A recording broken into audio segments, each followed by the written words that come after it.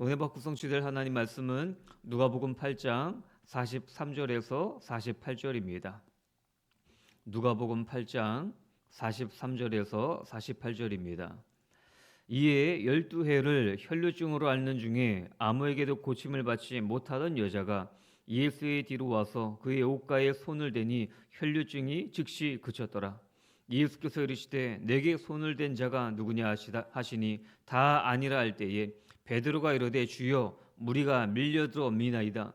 예수께서 이르시되 내게 손을 댄 자가 있도다. 이는 내게서 능력이 나간 줄 알미로라 하신대 여자가 스스로 숨기지 못할 줄 알고 떨며 나와 엎드려 그 손댄 이유와 곧 나은 것을 모든 사람 앞에서 말하니 예수께서 이르시되 딸아 내 믿음이 너를 구원하였으니 평안히 가라 하시더라. 아멘. 병을 고치는 능력의 터치라는 제목으로 오늘 말씀을 증거하겠습니다. 그리스도 예수의 좋은 일꾼이라는 우리 강단의 말씀 받았습니다. 이 강단의 말씀을 굳게 붙잡고요. 영적인 분별력을 갖추고 경건의 훈련으로 금생과 내생이 보장된 존재로 세워지시길 예수 그리스도의 이름으로 소망합니다. 믿음, 소망, 사랑, 그 중에 제일은 사랑입니다. 예수님께서 많은 사역을 하셨는데 병든 자를 치유하시고 천국 복음을 증거하셨죠. 그런데 다 어떤 마음으로 이 복음을 증거하시고 치유하셨죠? 영혼을 사랑하는 마음이었습니다. 저희도 마찬가지입니다. 저희 주변에 환우들, 아프신 분들, 또 나이가 들수록 힘들어지는 분들 많이 계십니다. 우리가 해야 될 것이 무엇입니까? 그 한 영혼 한 영혼 사랑하는 마음으로 우리가 치유를 위해서 중보기도해야 할 줄 확신합니다. 야고보음 5장 16절에 보니까요. 그러므로 너희 죄를 서로 고백하여 병이 낫기를 위하여 서로 기도하라. 의인의 간구는 역사하는 힘이 큼이니라. 우리가 먼저 하나님 앞에 회개를 해야죠. 그리고 나서 병이 낫기를 기도하라는 거예요.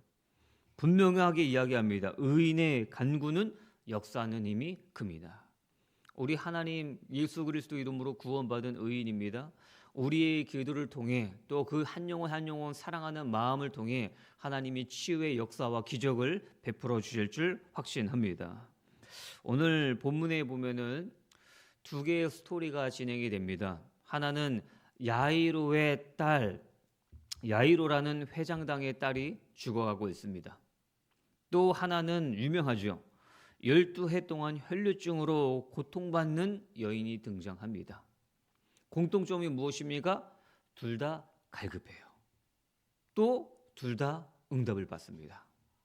오늘 말씀처럼 우리의 간구와 기도를 통해서 이런 응답이 우리 예언교회 성도님들에게 임하게 될 줄 확신합니다. 첫 번째로는요. 심령이 가난한 자입니다. 오늘 본문의 누가복음 8장 41절에 보니까요. 이에 회당장인 야이로라 하는 사람이 와서 예수의 발 아래에 엎드려 자기 집에 오시기를 간구하니. 마태복음에 보면요. 지금 이 상황은 예수님께서 제자들에게 말씀을 가르치고 있는 상황입니다. 지금 예배드리는 이런 상황이에요. 근데 갑자기 어떤 사람이 급하게 뛰어들어오는 거예요. 여기서 누군가 헐레벌떡 뛰어들어오면 시선이 어디로 가겠습니까? 모든 시선이 그 사람에게 쏠리겠죠. 지금 그 사람이 회당장 야이로입니다. 그가 오자마자 모든 흐름을 끊고 예수님 발 앞에 엎드리고 무릎 꿇는 거예요. 회당장이 어떤 사람입니까? 무게감 있는 사람입니다. 그 당시 한 시의 시장을 담당하는 그런 높은 위치에 있는 사람입니다. 자기의 체면과 모든 것을 벗어버리고 예수님 발치 앞에 나아간 거죠. 왜? 너무 심령이 지금 가난한 상태예요. 하나밖에 없는 어린 딸이 지금 죽어가고 있습니다.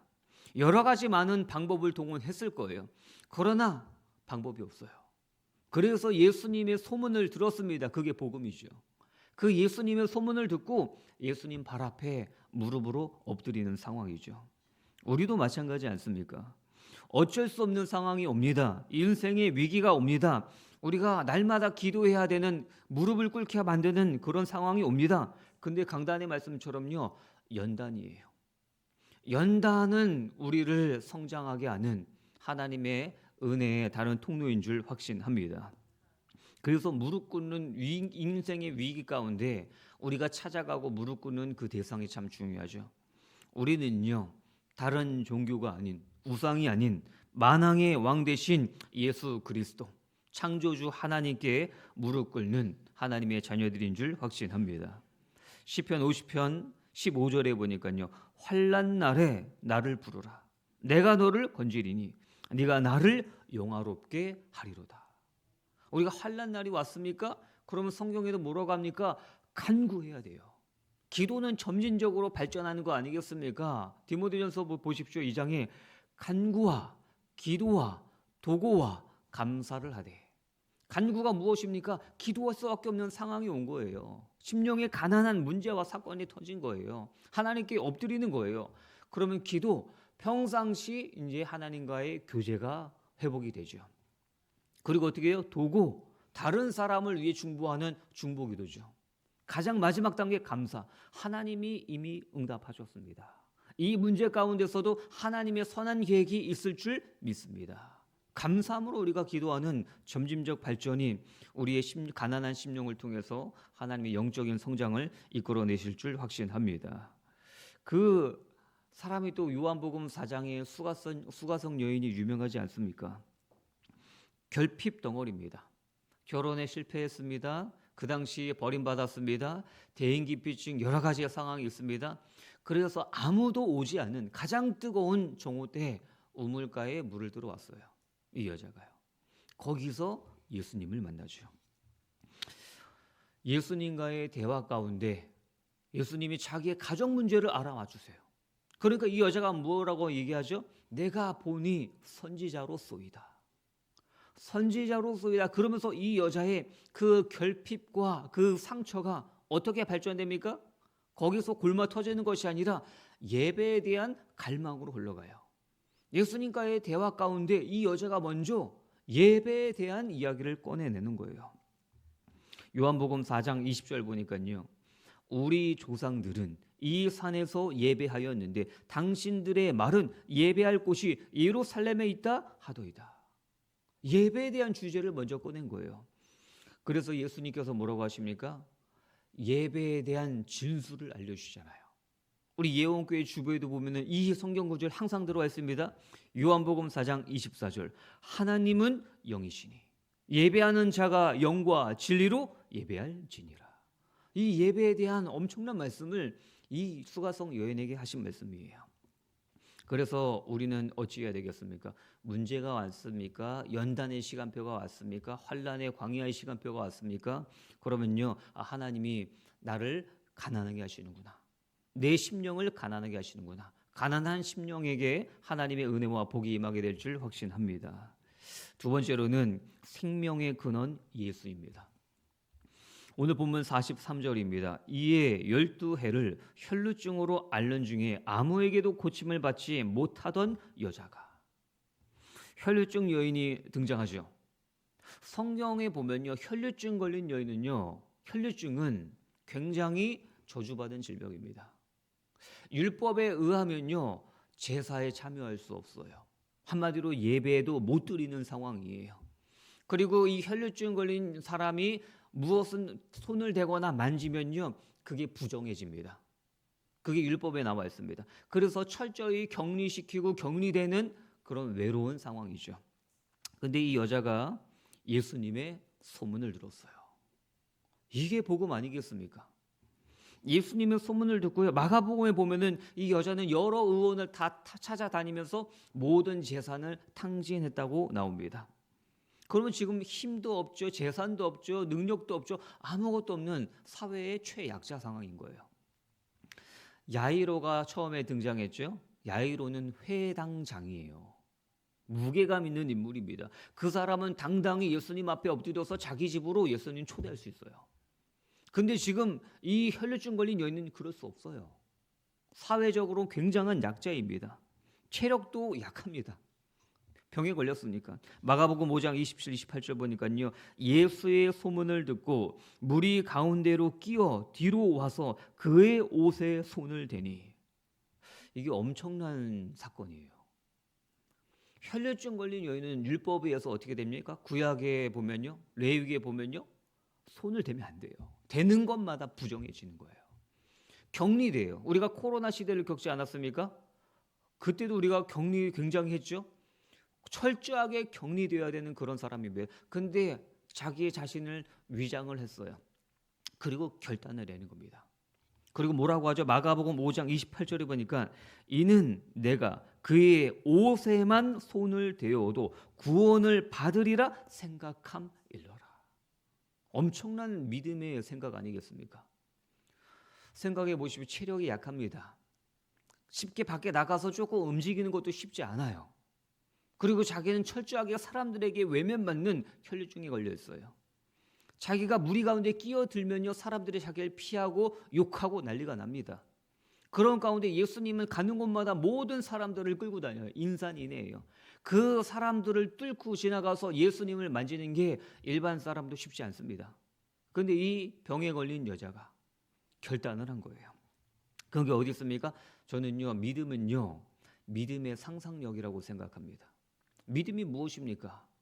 예수의 옷깃에만 손을 대어도 내가 나음이라 생각함이로라. 이 생각, 믿음의 생각, 이 믿음을 통해 그 엄청난 결단을 하게 된 거 아니겠습니까? 예수님 아니면 저는 죽습니다. 예수님께 모든 인생을 걸겠습니다. 그런 심정으로 나아간 거 아니겠습니까? 보면 44절입니다. 예수의 뒤로 와서 그의 옷가에 손을 대니 혈류증이 즉시 그쳤더라. 하나님의 능력이 나간 거죠. 즉시로 피가 멈추고 피부 상태가 정상으로 돌아오고 새로운 힘이 그 여인에게 들어가고 정상 상태로 돌아온 거예요. 그리고 예수님께서 즉시로 알아채십니다. 46절입니다.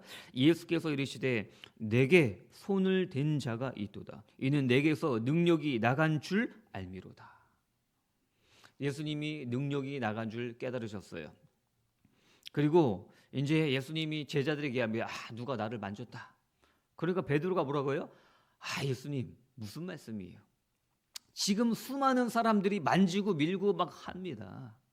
그러니까 예수님이 그께서 누가 나를 만졌다 찾아내시는 거예요. 이 여자는요, 치유받았습니다. 자기의 믿음으로.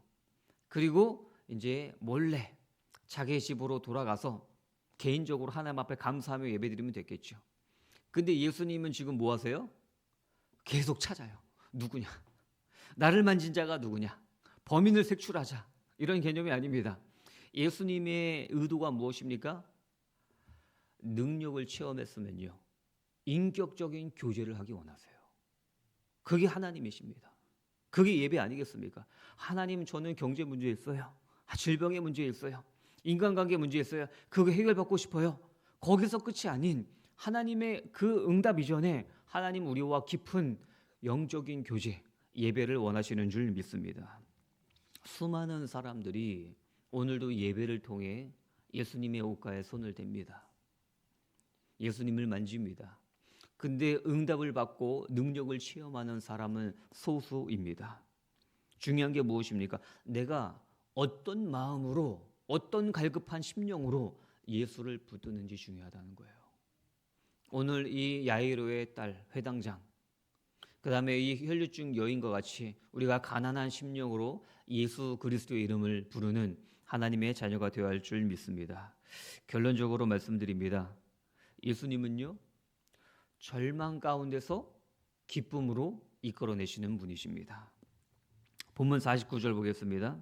아직 말씀하실 때에 회당장의 집에서 사람이 모아서 말하되 당신의 딸이 죽었나이다.